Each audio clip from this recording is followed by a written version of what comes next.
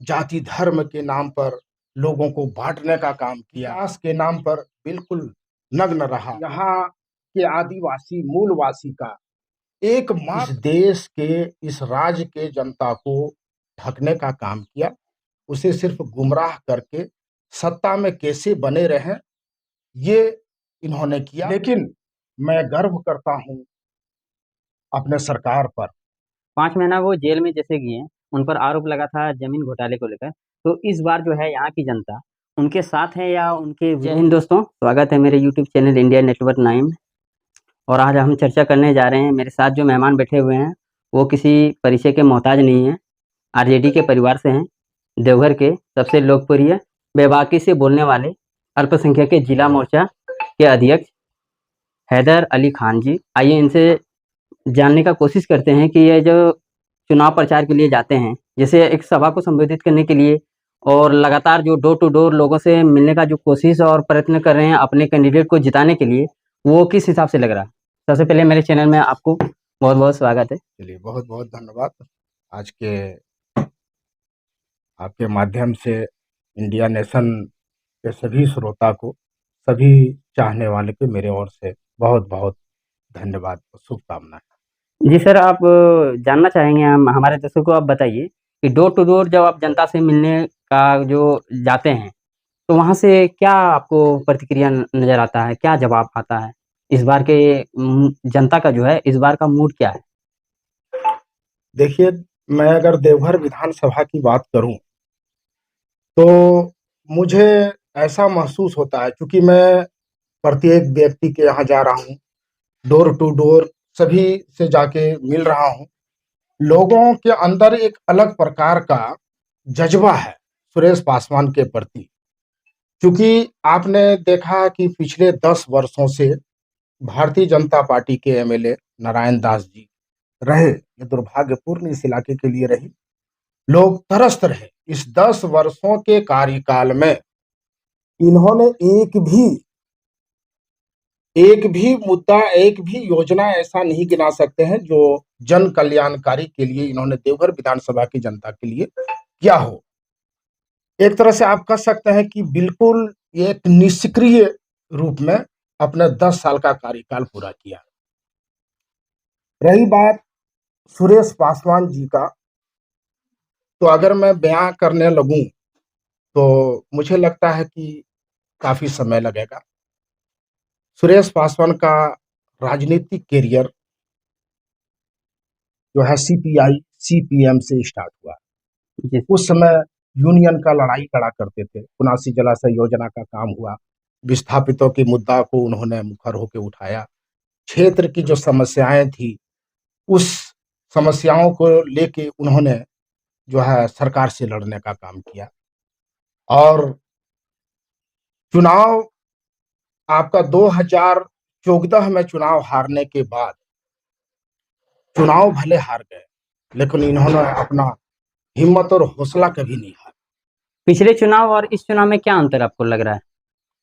पिछले चुनाव एक केरेस था भारतीय जनता पार्टी का, मैंने जो लहर बोल एक सकता हूँ। लहर जिसे कहा जा सकता है। लोगों को लग रहा था कि भारतीय जनता पार्टी आएंगे तो जो है देश बदलेगा, हालात बदलेगा।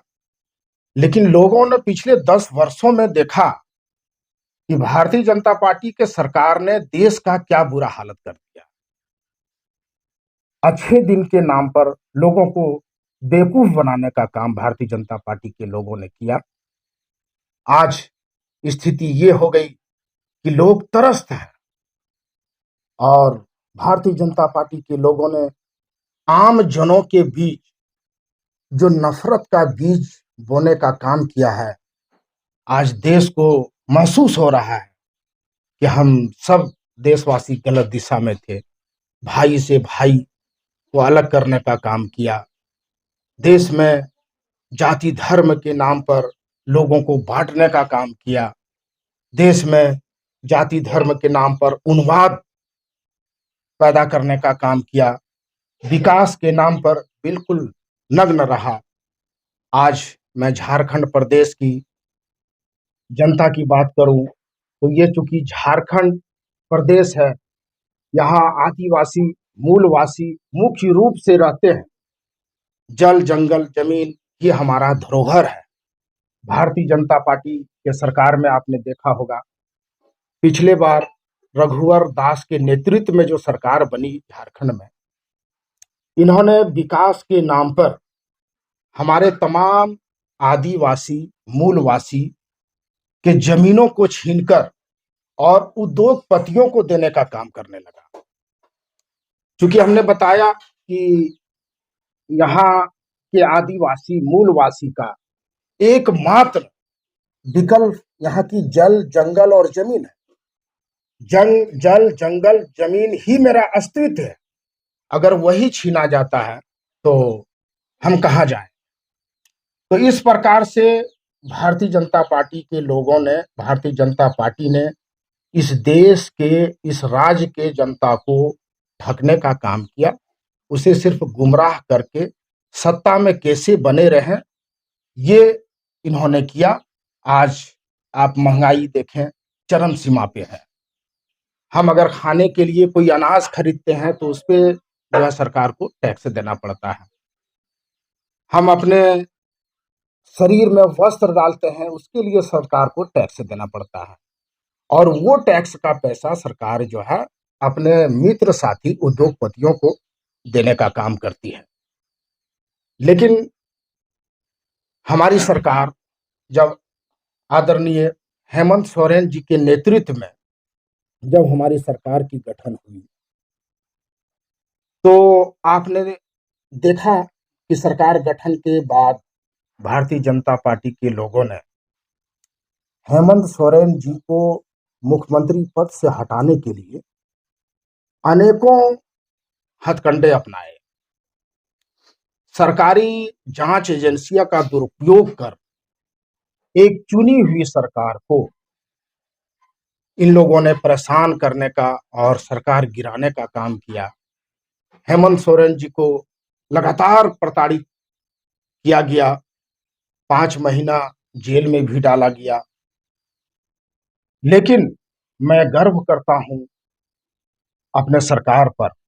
5 महीना वो जेल में जैसे गए, उन पर आरोप लगा था जमीन घोटाले को लेकर। तो इस बार जो है यहाँ की जनता उनके साथ है या उनके विरोध में है, ये चीज़ हम लोग को अभी तक समझ में नहीं आ रहा। क्योंकि जो बीजेपी कह रही है कि फ्री के रेवड़ी देकर ये सरकार बनाने का पक्ष में है, और इस बार जो है झारखंड की जनता फ्री की रेवड़ी नहीं लेंगे, और आपके मुख्यमंत्री पर आरोप लगाते हैं कि ये भ्रष्टाचारी हैं।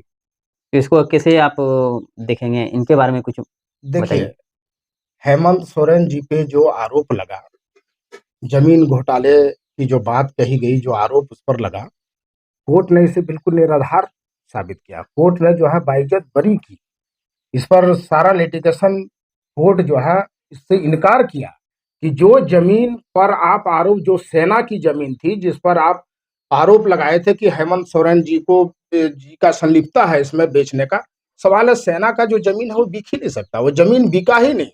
ये सारा आरोप जो है निराधार था, कहीं कुछ नहीं थी। आपको मैंने पहले ही बताया कि सरकारी जांच एजेंसी जिसका दुरुपयोग भारत सरकार ने किया, और इसका दुरुपयोग करके हेमंत सोरेन जी पर झूठा मुकदमा लगाकर उन्हें जेल में डालने का काम किया। माननीय उच्च न्यायालय ने इसको सिरे से खारिज किया और उनको जो है बाइज्जत रिहा किया गया। आपके पार्टी को लेकर एक सवाल है मेरे अंदर, कि जैसा कि सर हम जानना चाहते हैं कि पिछले बार आपकी जो पार्टी है वो 7 सीट पर चुनाव लड़ी थी, इस बार आपको सिर्फ 6 सीट मिला, ऐसा क्यों? जी, आपको मैं बता दूं, पूरे देश के अंदर सांप्रदायिक शक्तियों से लड़ने का सबसे पहले साहस अगर किसी ने किया तो वो हमारे राष्ट्रीय अध्यक्ष आदरणीय लालू प्रसाद यादव जी ने किया। आज पूरे देश के अंदर, अगर मैं तो दावे के साथ कह सकता हूं कि पूरे देश के अंदर भारतीय जनता पार्टी का घोर विरोधक अगर कोई है, अगर सांप्रदायिक ताकतों का घोर विरोधक अगर कोई है, तो आदरणीय श्री लालू प्रसाद यादव जी है, जिन पर कई आरोपें लगी। आपने देखा चारा घोटाले में किसी को बेल, किसी को जेल, ये तो सब जान रहे इस चीज को। तो इन्हें तरह तरह की यातनाएं से इनको सताया गया, जेल में डाला गया, लेकिन ये इन्होंने सांप्रदायिक शक्तियों के सामने कभी घुटना टेकने का काम नहीं किया। आज मैं बात करूं गठबंधन की, जी तो गठबंधन धर्म का सूत्रधार लालू जी रहे, चाहे वो महागठबंधन हो या इंडिया गठबंधन हो। तो गठबंधन टूटे नहीं, इसके वजह से आप लोग मान इसका लिए 6 सूत्रधार हमेशा लालू जी रहे हैं, और लालू जी ने देश की खातिर, जनता की खातिर, गरीबों की खातिर, दलितों की खातिर, अकलियतों की खातिर उन्होंने हमेशा कुर्बानी देते आया है। आज झारखंड प्रदेश जो मौजूदा माहौल है, जो सिचुएशन है, उस सिचुएशन को देखते हुए इस बार भी राष्ट्रीय जनता दल ने अपना कुर्बानी देने के लिए तैयार हुआ और 6 सीट पे अपनी उम्मीदवारी को देकर और पूरे देश को दिखाना चाहा, जिन्होंने गठबंधन पर सवाल उठाया था कि गठबंधन कुछ दिन के लिए है। आदरणीय लालू प्रसाद यादव जी ने कहा कि जो गठबंधन का सूत्रधार हो, मेरे वजह से गठबंधन टूटे, ऐसा मैं कतई नहीं बर्दाश्त करूंगा। और गठबंधन रहे, इस सांप्रदायिक शक्ति को जो है हम लोग नाबूद करने का काम। तो झारखंड में आप कितने सीटों पर जीत हासिल कर रहे हैं इस बार? जी, ये तो मैं दावे के साथ कह सकता हूं कि इस बार हम लोग 6 का 6 सीट चुनाव जीत रहे हैं। अगर झारखंड में 6 सीट जो राष्ट्रीय जनता दल के खाते में गया है, ये 6 सीट हम लोग रिकॉर्ड मत से जो है चुनाव जीत रहे हैं। आप देवघर को ही देखिए, देवघर में वन साइडेड है, एक तरफा है, यहाँ कॉन्टेस्ट नाम का चीज ही नहीं है। सारे लोग, चाहे वो किसी भी जाति के हो, किसी भी दल पर के, आप मुकाबला नहीं मानते हैं? यहाँ मुकाबला है ही नहीं, वन साइडेड है। हम लोग चूंकि फील्ड जाते हैं, लोग के से मिलते हैं, लोगों का एक अलग रुझान सुरेश पासवान के प्रति। मुकाबला आप कैसे नहीं मानते हैं, जबकि 2 बार से वो विधायक भी रह चुके हैं? इसीलिए ना हम कह रहे हैं ना कि 2 बार से वो हैट्रिक का दावा लगा रहे हैं कि इस बार हम लोग हैट्रिक करने जा रहे हैं। हाँ, मैं बता दूं ना कि 2 वर्ष, पिछले 10 वर्षों में आदरणीय विधायक जी एक भी ऐसा काम पूरे देवघर विधानसभा के अंदर नहीं बता सकते हैं जो जन कल्याणकारी योजना हो, जो जिसका लाभ यहाँ के दबे कुचले समाज के दबे कुचले वर्गों को मिला हो, यहाँ की अकलियतों को मिला हो, यहाँ के आदिवासियों को मिला हो, या किसी भी समुदाय, किसी भी जाति के लिए इन्होंने एक भी योजना नहीं, सिर्फ सिवाय एमएलए फंड के अलावा, अगर मैं सही हूं तो मैं ये बताना चाह रहा हूं कि पिछले जो रघुवर दास के नेतृत्व में जो सरकार झारखंड में बनी थी, उस समय भी एमएलए जो है नारायण दास जी थे देवघर के। वो 5 साल के कार्यकाल में, इसमें तो खैर छोड़िए, इसमें चलिए जो है जेएमएम की सरकार थी, लेकिन रघुवर दास के सरकार के 5 साल के कार्यकाल में इन्होंने एमएलए का जो मत होता है, फंड होता है, उस फंड के अलावा एक भी योजना पूरे देवघर विधानसभा के अंदर दिखा दे जो किसी विभाग से, किसी मंत्री के माध्यम से या किसी सरकार का कोई बड़ा योजना देवघर के अंदर संचालित किया हो। इन्होंने नहीं किया, ये बिल्कुल निष्क्रिय रहे। पता नहीं एक माहौल क्रिएट हुआ, लोग समझ नहीं पाए और दोबारा इनको मौका मिला, जबकि वास्तविक नारायण दास किसी भी एंगल से विधायक के लायक नहीं है। इन्होंने सबको ठगने का काम किया। जो लोग समर्पित भाव होकर इनको मदद किया, 5 वर्षों तक जो है इनके साथ रहे, उनके साथ भी इंसाफ इन्होंने नहीं किया और केवल ये जो है ये समय को